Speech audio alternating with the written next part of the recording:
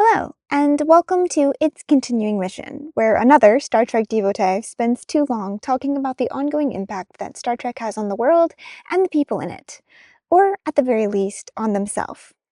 I'm Ollie, your host and captain on this exciting voyage, and today we are discussing queerness.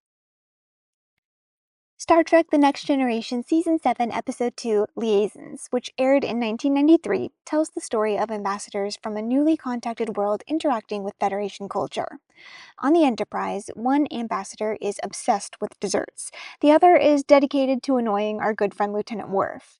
But that's B-plot. This is a cultural exchange, and in our A-plot, Captain Picard is on his way to the ambassador's homeworld to learn about them as well.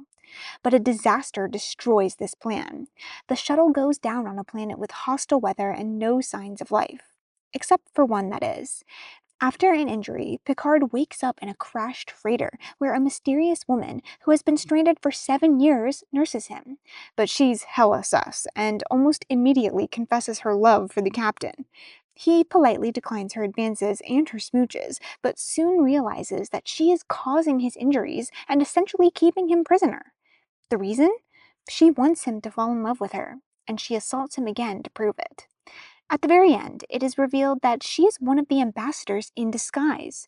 After discovering logs telling the story of the crashed freighter woman and a man who crashed later falling in love, the aliens were confused by 3 human emotions: pleasure, antagonism, and love. Each was sent to explore one of these emotions in depth. With the mystery solved, everyone returns home. But unfortunately, the ambassador learning about love was the only one to fail his mission. We've already done the sexism episode, so there's no reason to pick apart the upsetting portrayal of the stranded woman. Rather, let's talk about how Captain Picard technically kissed, or was kissed by, a man 4 or 5 times throughout the episode. At the time, the man was in disguise and using she/her pronouns. Why? Within the fictional universe, the reason is because the aliens were recreating a specific historical event that occurred between a male and a female. Picard was the male, so they were forced to provide the female. In the narrative universe, one could argue that the reason is mystery. If the shuttlecraft ambassador and the stranded person were the same gender in either direction, the mystery might not have held out as long and spoiled the twist. In the universe where we live together in reality, the reason is clearly heteronormativity. It's perfectly fine if Captain Picard is straight. I've heard rumors that most people are. But this is a story where queerness, even when revealed, is not considered. It simply doesn't exist. There's no way to explore the concept of love, specifically romantic love, without a male and female. And there's no need to even address the fact that the female was actually a male in disguise because queerness is invisible. Unfortunately, this is a trend throughout this entire beloved franchise, and it all starts, of course, with Spurg. Gay ships have existed since Gilgamesh and Enkidu, as our own Captain Picard can no doubt attest.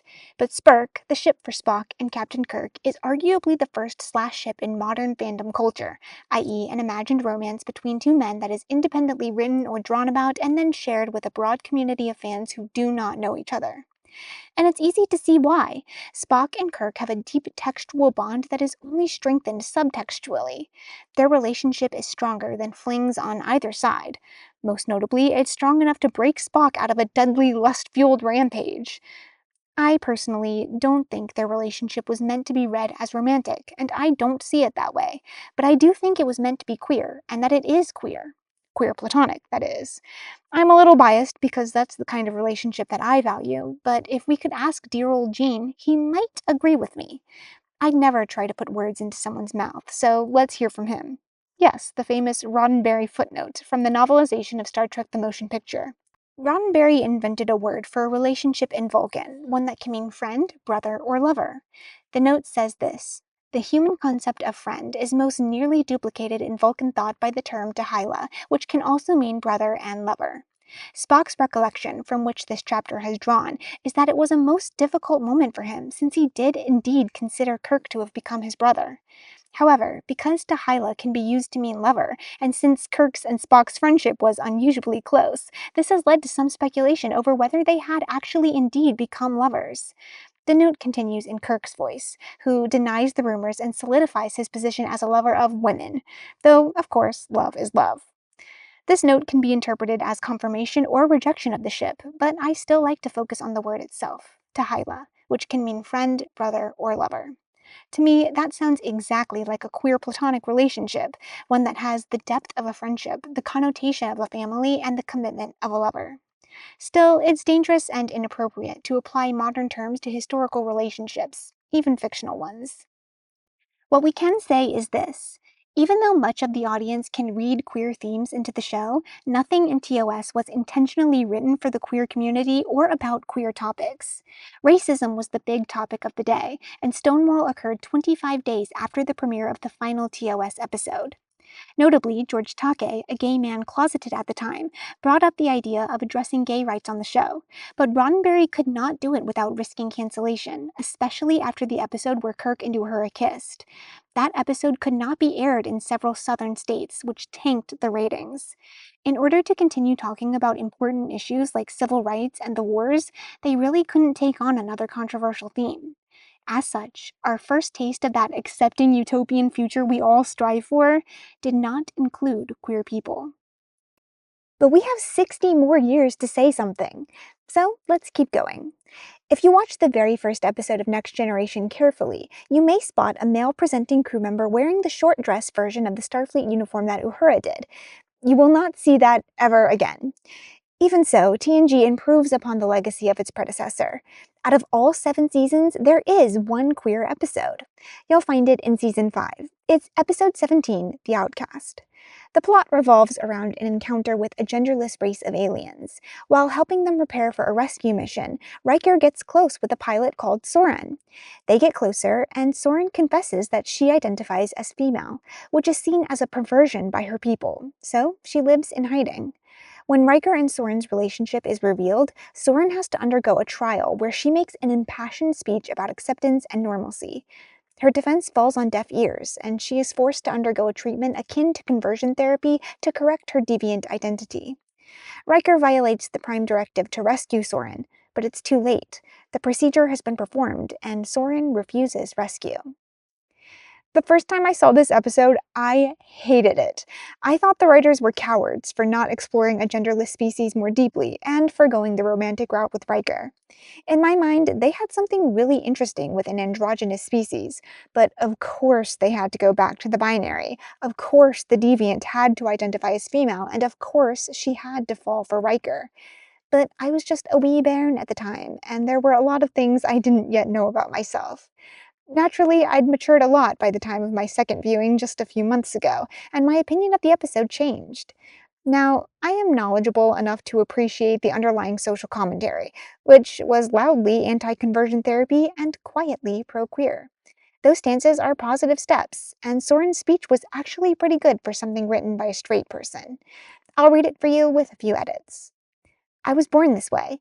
It's not unnatural. I'm not sick. I don't need to be helped or cured. I need your understanding and compassion. We have not injured you in any way, yet we are scorned and attacked, all because we are different. But what we do is no different from what you do. We talk and laugh and complain about work and wonder about growing old. We talk about our families. We worry about the future. We cry with each other when things seem hopeless. All the loving things that you do with each other is what we do. What right do you have to punish us? What right do you have to change us? What makes you think you can dictate how people love each other? But of course, even with a speech that blatant, I can still only say the episode is quietly pro-queer. In small part because it somewhat ignorantly both confuses and equates gender and sexuality, but overall because the story itself is again heteronormative. I understand that that's sort of the point. It's a really easy way to make a commentary on any type of discrimination by simply turning it around. What if white people were enslaved? What if men were suppressed? What if straight people were deviants? But all of these assume a privileged audience. They're positive commentaries, but poor representation. And so, even in the queer episode, queerness is invisible. DS9 takes another step forward. A big one. In this series, 2 women kiss each other. In Season 4, Episode 5, Rejoined, Jadzia Dax is rejoined with the widow of one of the Dax symbiont's previous hosts. The most important part of the episode is that the Trill species have a taboo. New hosts cannot rekindle relationships with former hosts' partners, and if they do, they'll be exiled, and the symbiont will never be joined to another host. Jadzia decides it's worth it, but the widow ultimately does not agree. The taboo in this context is a clear allegory for homophobia or queerphobia, i.e., coming out is dangerous, and you may be disowned by your family for doing so. The fact that it's a heartbreaking ending for Dax does not negate the importance of the message, nor does it belittle the fact that Dax would have received support from Cisco no matter what she chose. But can we say something similar about the kiss itself? Does the fact that two women kissed negate the underlying heteronormativity? Because in context, there is still a very straight explanation for the kiss.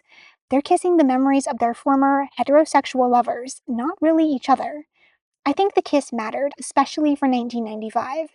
I like the episode, and there's an interpretation where it's cool that no one really mentions the gender angle of the whole situation, as that implies normalization.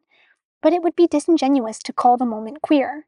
It's WLW for sure, but that doesn't mean women who love women. It means worms who love worms.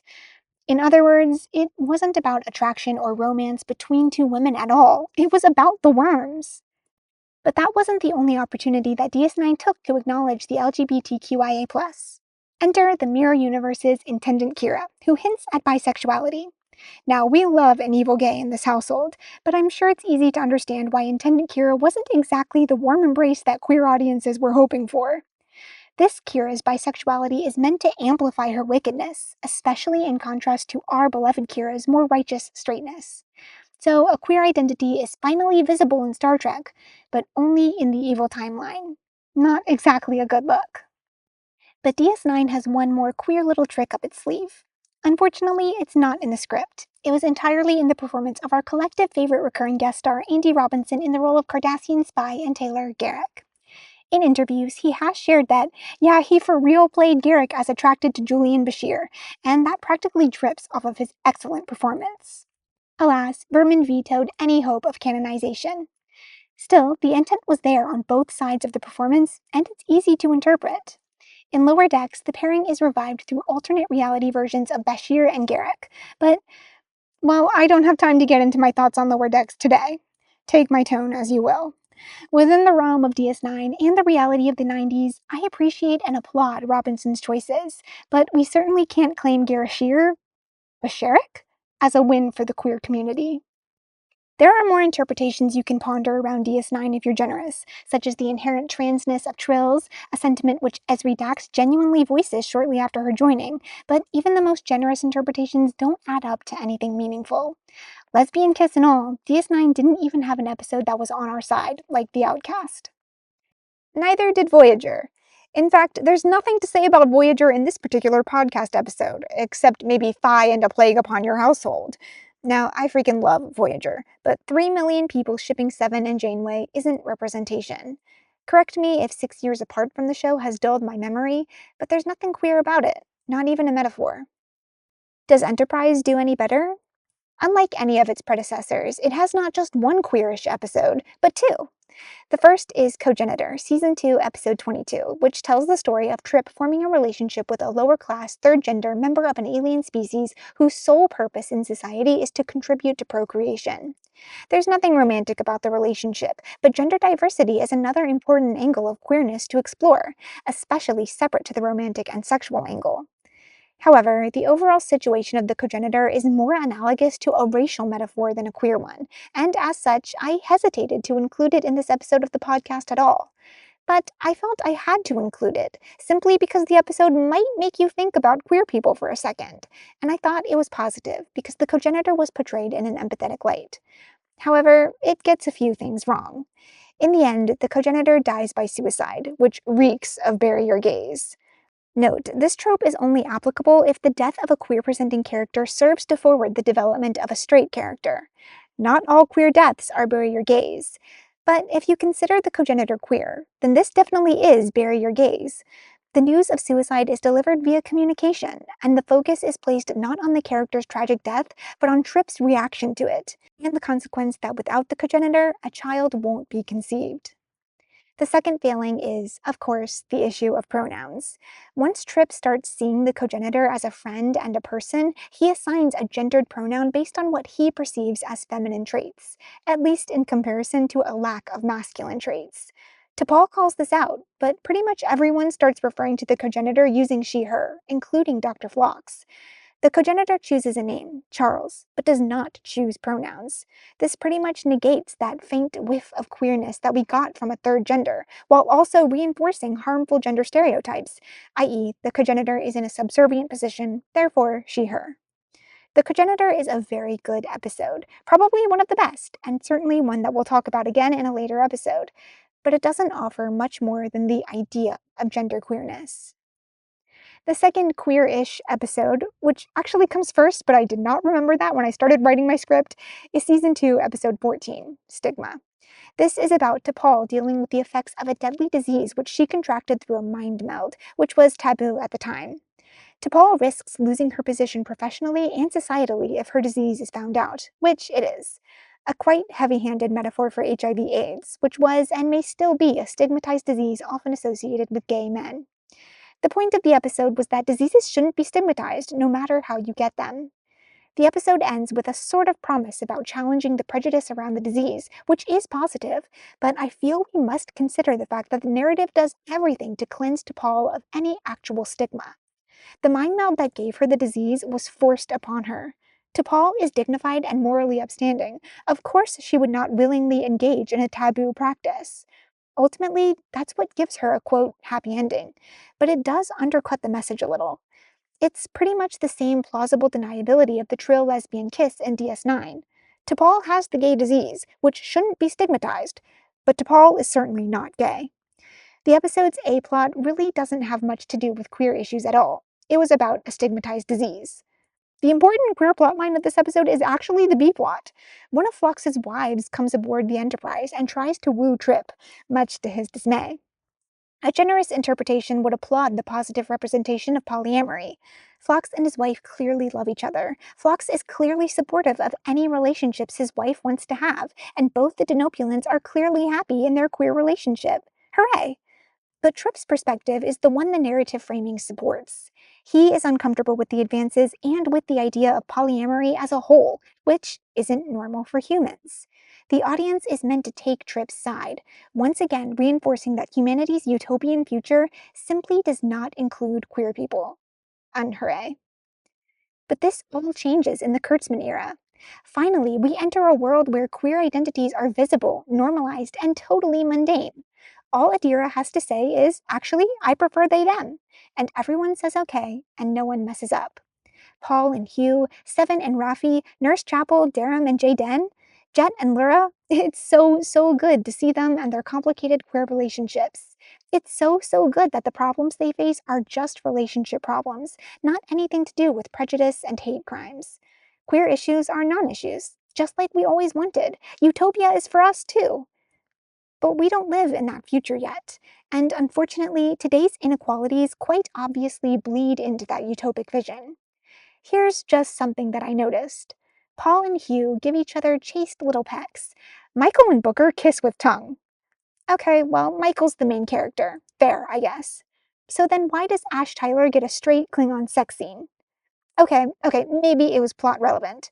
Wait, so then why does Spock make out with T'Pring in Strange New Worlds? And Nurse Chapel, and La'an. Okay, calm down. Who else kisses in that show? I think it's only straight people.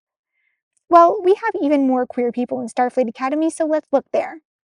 Weirdly enough, the straight couple gets naked and gaspy, while the queer couples walk next to each other and exchange flirty eye contact. Look, I'm not saying Nurse Chapel has to kiss a girl to prove she's bi. That would be ridiculous. I'm not saying that Jayden and Darum can't enjoy a slow burn. I'm obsessed with that, actually. What I am saying is that, yeah, the queerness is undeniably there, but it's still invisible. Queer relationships are mentioned, not portrayed. Queer culture is totally unaddressed. Queerness in modern Trek shows is pasta with no sauce. Delicious, but lacking flavor. In my utopian future, queer culture is accepted and valued, not swallowed up and homogenized by straight culture. Enterprise had movie nights. Why didn't Discovery have drag shows? In conclusion, I believe that Star Trek as a whole fails the queer community, just like pretty much every other show ever. It took positive steps forward with each new iteration, which is commendable, and in the newest shows, it demonstrably contributes to queer representation. But it does so timidly, without pushing any boundaries and without showing vocal, outright support to the community. It maintains plausible deniability in the earlier shows, and in the modern ones, it quickly brushes past its queer moments so as not to cause waves and alienate potential viewers, and probably potential investors. In the 23rd century and beyond, queer identities are invisible, and ultimately, this prevents queer people from imagining a future with themselves in it and absolves straight people of sharing their utopia, which is disappointing for a franchise that has always built itself as progressive and accepting. Get well soon, I guess.